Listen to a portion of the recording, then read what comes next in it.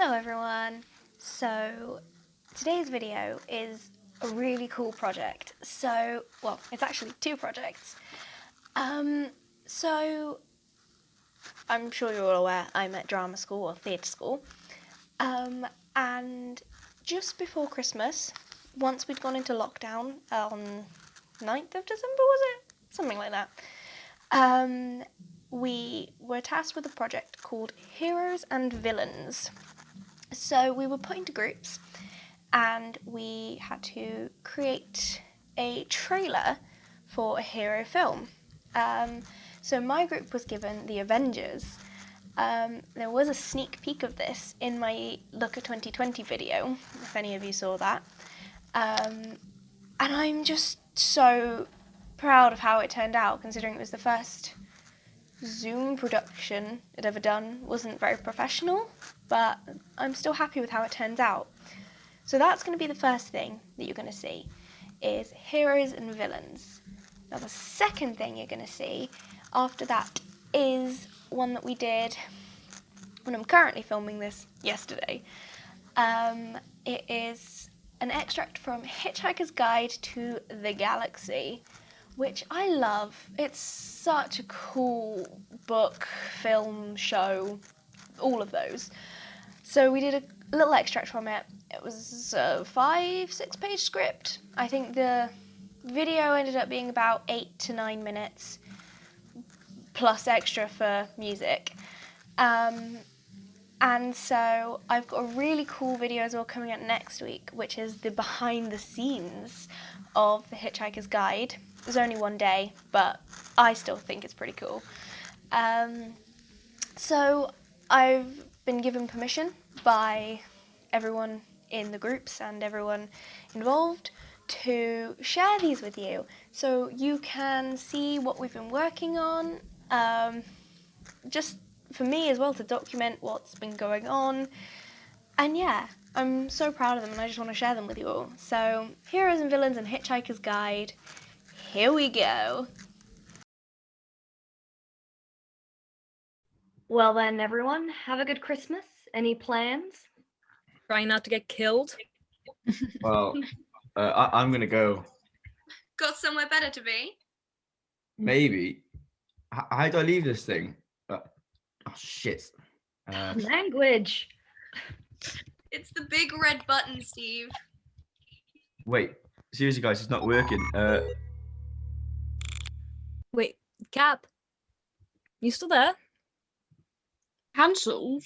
What does that mean? Weird. Wait, something weird is happening.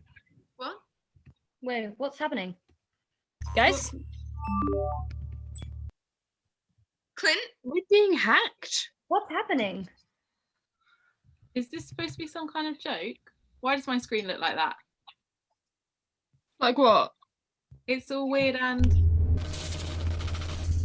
Who's doing this? Wait. Uh-oh, guys. I think I'm... Who are you? How did you get in? Christmas 2020 is cancelled, signed. Merry Christmas, Avengers.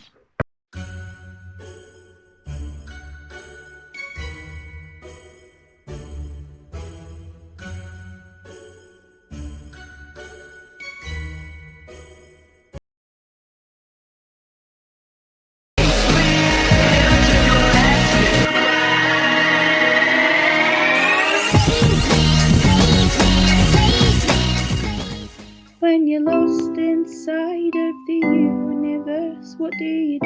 Don't panic! All you gotta do is look into the brilliant mind of the Hitchhiker's Guide to the Galaxy.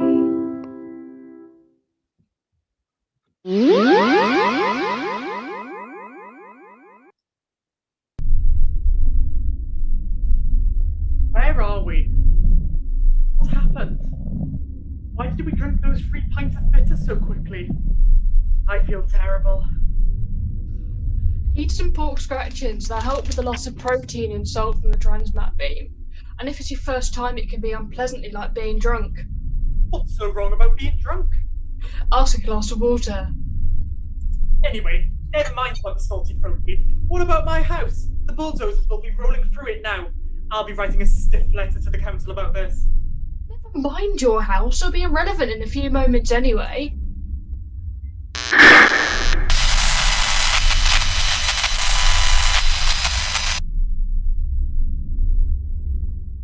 What the hell was that? Push the fish tape button on the panel over there. You'll need to understand what it's saying.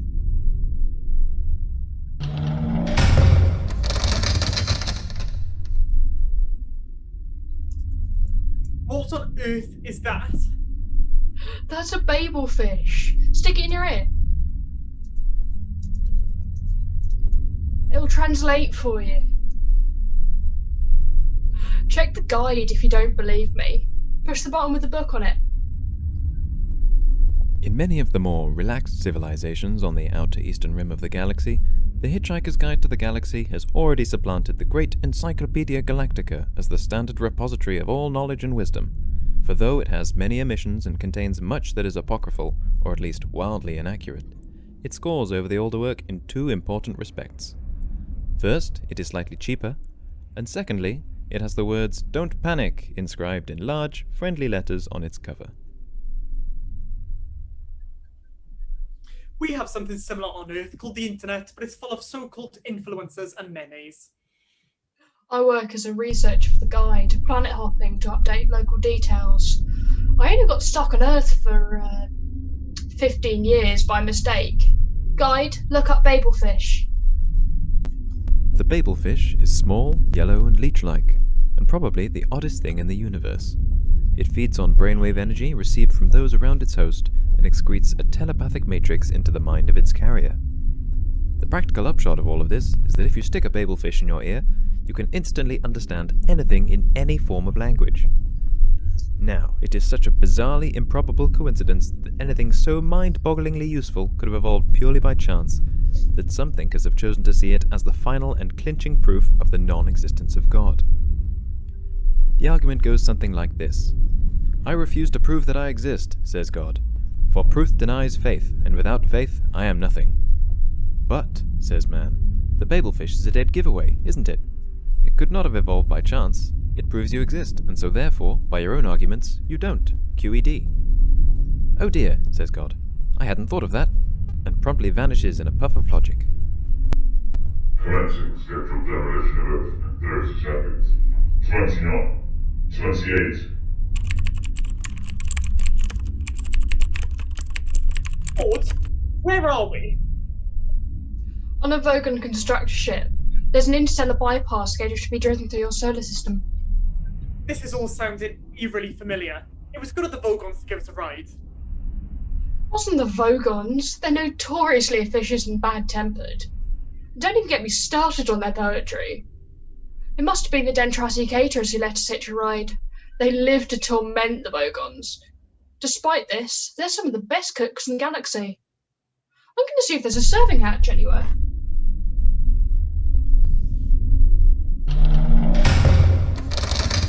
Beep, boop, beep, boop.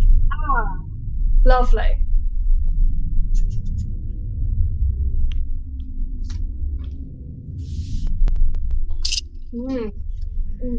The Dentrasi really do hate the Vogons.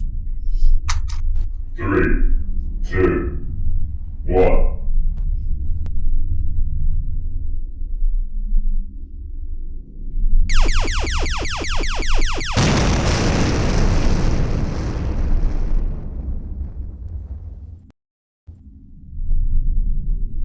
Well, that's that then. Then, my home has just been destroyed twice, and that's all you can come up with? It must be a Thursday. I could never get the hang of Thursdays.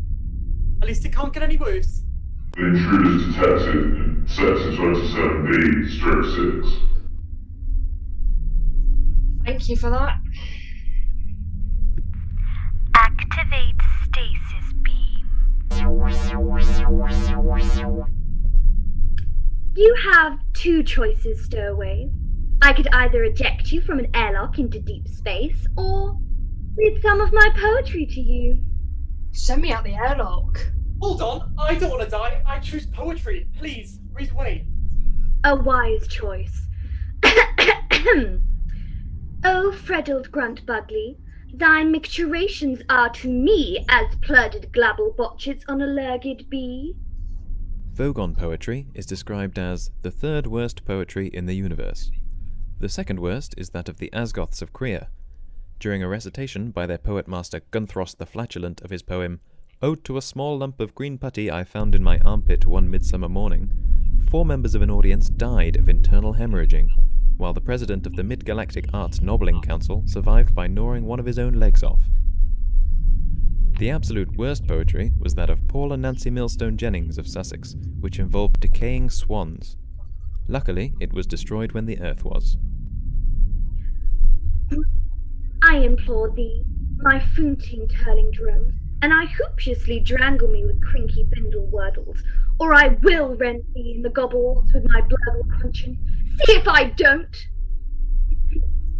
So, Earthling, I present you with a simple choice. Either die in the vacuum of space, or... Tell me what you thought of my poem. Oh. Actually, I rather liked it. Good tact. Run with it. Some of the words I didn't quite understand, but I found the imagery quite effective. Continue. And interesting rhythmic devices which counterpoint the surrealism of the underlying metaphor of the humanity. Vagonity. Vagonity, yes, sorry. Vagonity of the poet's soul. So what you're saying is that I write poetry because underneath my callous exterior, I really just want to be loved. Yes. Well, you're wrong. I just write poetry to throw my mean callous exterior into sharp relief, into space with you.